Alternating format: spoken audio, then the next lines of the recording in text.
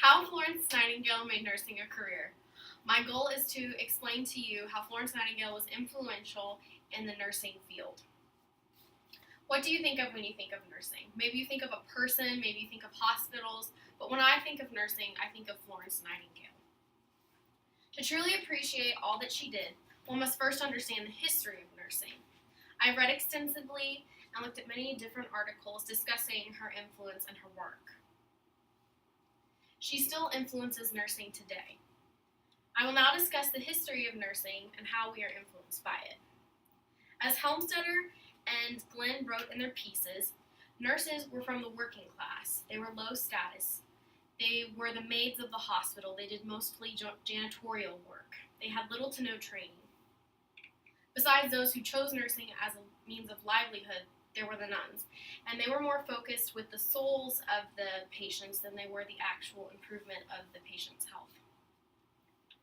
Thus, little of the improvement of the patients had to do with the nurses' work, but more with what the doctors did. Florence Nightingale would change all of this. Let's look at the changes that she made. First, Florence Nightingale became a very active healthcare advocate. Her work became very well known in England.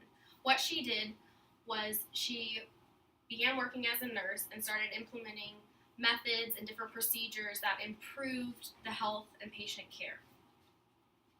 Her work became so well known, as Bostridge writes about, and Baker as well, that Sidney Herbert, the Secretary of War, wrote a letter asking her to come to a field hospital in Turkey during the Crimean War, as the mortality rates were incredibly high. She gathered a group and set out for the field hospital. When she arrived, she found that the conditions were horrible. The field hospital was infested with rats and insects. The men were often in their own excrement, and it was very dirty. She noticed that the mortality rate was incredibly high, with the leading cause of death being infection. She immediately went to work making changes. She mandated that the ceilings, walls, and floors be cleaned.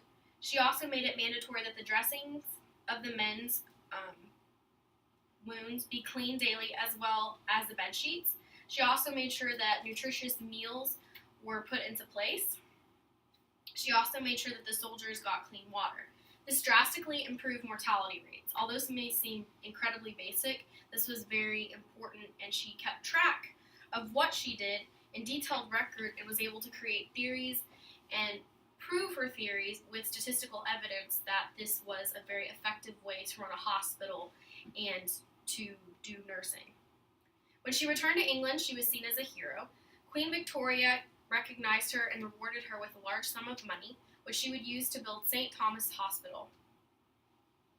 She would then continue to write different theories and base it off of statistical evidence. This is an example of the statistical evidence that she created and she used for arguments and creating new methods in the hospital. You can pass that around.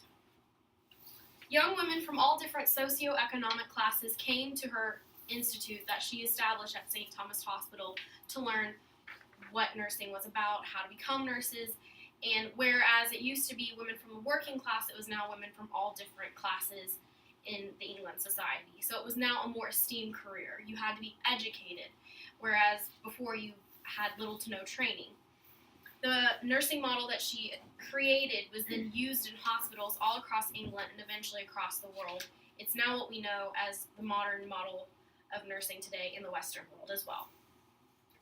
Florence Nightingale spent the rest of her life creating pieces such as Notes on Nursing and building institutes to further the field of nursing.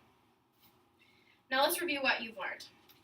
Florence Nightingale was very instrumental in nursing, as you all have learned from what I have discussed.